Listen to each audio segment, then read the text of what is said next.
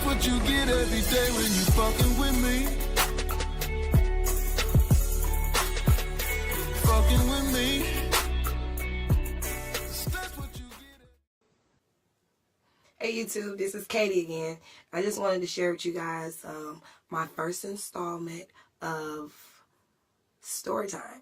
So this story I'm going to tell you is kind of crazy. It's a story about me fighting a owner of a strip club. And if you guys didn't know, I am an exotic dancer. You watched my first video, you already know that already. But anyways, we're going to get into this story. So a few years back, I was working at the strip club. I'm not going to say the name, but this is when I used to smoke weed. So I had just started dancing, you know, that whole trying to fit in with other girls things. And everybody was in there smoking weed. So, you know, they passed me the blunt. Of course, I took it. So I go back there smoking or whatever. And as far as I knew, we could smoke in there because every time I came to work, that's what everybody was doing in the locker room. So, I mean, it was a normal day. So I thought, came from the club, still had my club clothes on, my stilettos and everything, getting ready to work. And like I said, we're all smoking, laughing, talking, you know, getting ready to do our set. And one of the girls passes the blunt to me. So in the middle of me smoking the blunt, the owner comes back there. And he like, who the fuck is smoking all this weed? And he looks at me, and I'm the only one got the blunt. Well, a couple other girls had a few blunts, but they had put them out. Or either they saved them before I did. But he was like, who's smoking back here? And I'm looking at him like, me? Because I had the blunt in my hand, so it wasn't like any denying it. But he's like, put that shit out and get the fuck out of my club. I'm like, cool. So, you know, whatever.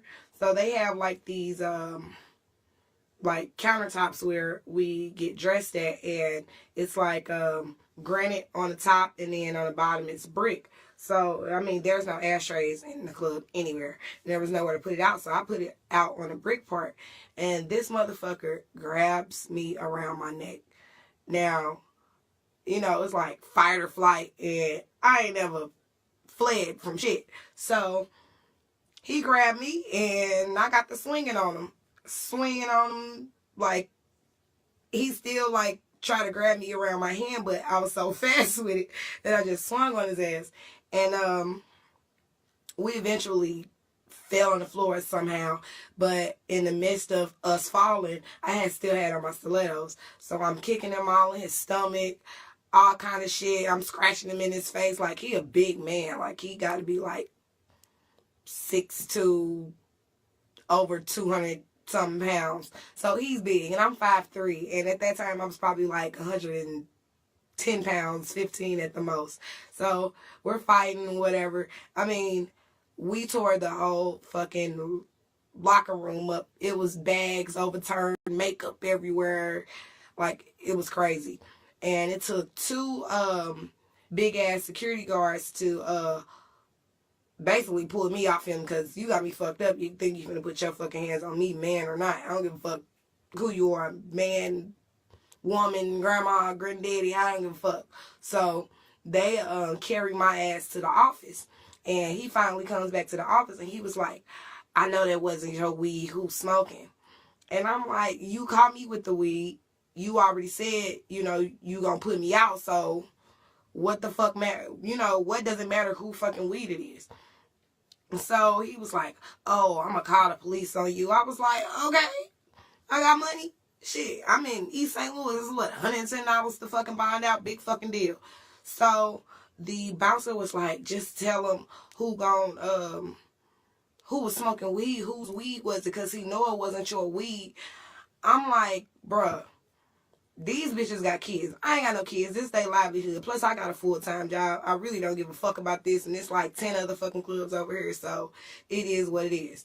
And he like, whose weed is it? I'm calling the police on you. They on their way right now. I'm like, bruh, call the fucking police. I don't need nobody sitting in a cell next to me for no fucking weed. I'm like, I'm not telling you. So, after about 10 minutes of me telling him I'm not telling, he like, I ain't gonna call the police on you. You feisty.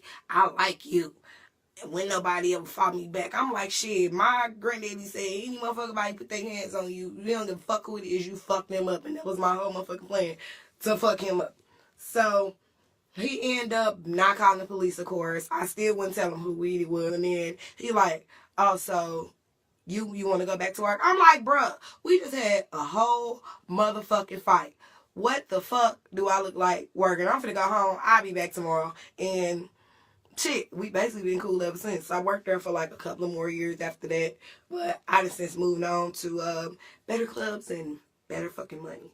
But that was my story time. It wasn't too crazy, but if you like the story, guys, like, subscribe, and let me know in the comment section if you want to hear some more of my crazy stories. Because being in the strip club for a lot of years, and it's been a few years, I had a lot of fucking stories. So, guys, let me know and have a good night, okay?